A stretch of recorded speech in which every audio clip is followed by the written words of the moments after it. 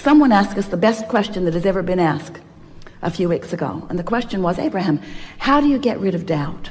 And we said, you get rid before it starts, which was so annoying.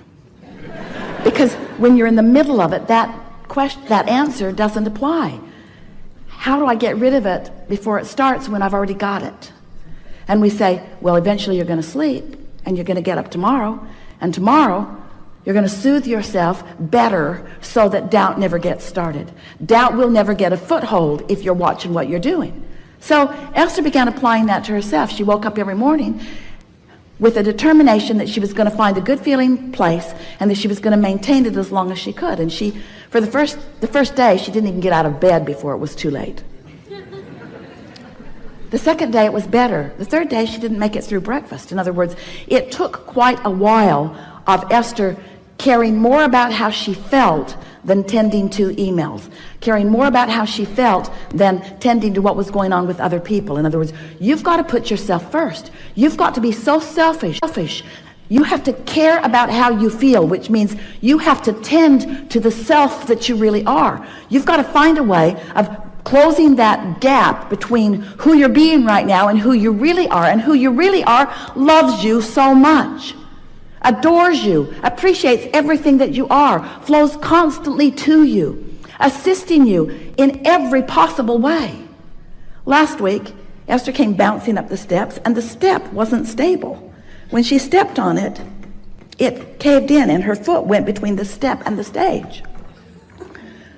Scraped up her shin. She stumbled onto the stage. It was funny. It was really funny. And Esther thought, for the life of me, I do not know how I went down.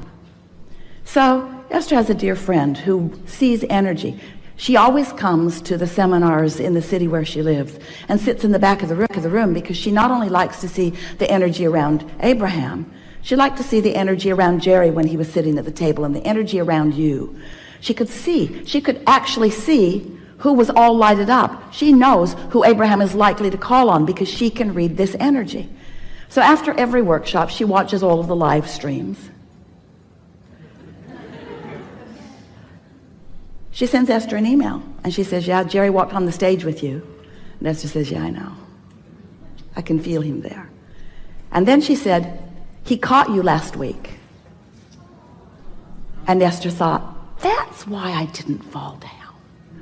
Didn't make sense to me. I didn't have my balance. I didn't have anything close to my balance, but I didn't go down. This is the thing that we want you to understand.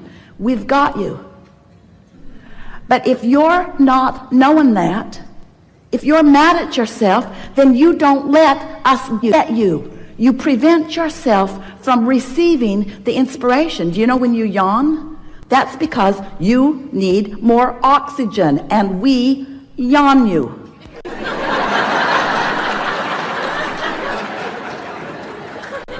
All of you are receivers, you see. How often are you in traffic and you know to do something that prevents something that... How many things do you prevent that you don't even know you prevent? So many, because you're receiving constant impulses. You are so blessed. You are so tended to. We are so aware of you, and you are so in your own way so much of the time as you're complaining about this and worrying about that. Watching CNN. So we want you to know that you are the focal point of so much awareness, and that when you ask for something, we all know it. And we see clearly the path for you to move from where you are to where you want to be. And you know what? You want it to be a direct path. We don't. We want you to have fun along the way to the path. We want you to pick up more things along your physical trail along the path. We want you to gain more clarity along the path. We want you to continue to feel your vortex full of more things that you want along the path. Because you know why? It's a very long path. You know why? It's a path of eternity. So you keep being in such a hurry to get over there. I really want to be over there. I'm not happy over here. Then you're not ever going to get over there. Can't get over there. Can't get there from here. If you're unhappy over here about what's over there that you don't have over here, you can't get over there. So what we want you to understand is that it's never about getting over there. It's about preparing over here so that over there can come over here where you are.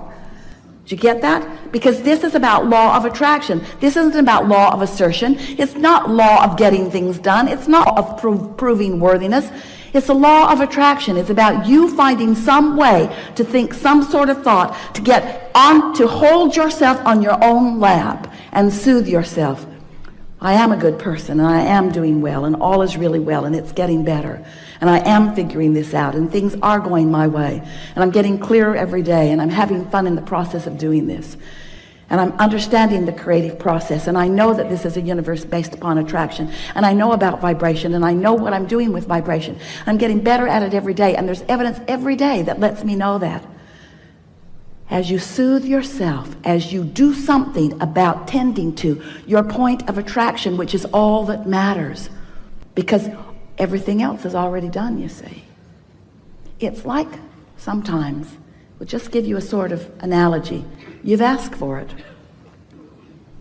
and you're summoning it, but you've got your shield up device. You've got your umbrella up, old style. You've got your umbrella up, and everything that you want is flying to you, but you're deflecting it with your habits of thought, with your bogus, ridiculous habits of thought, like unworthiness or unreadiness or not in the right place-ness or being mad at somebody else.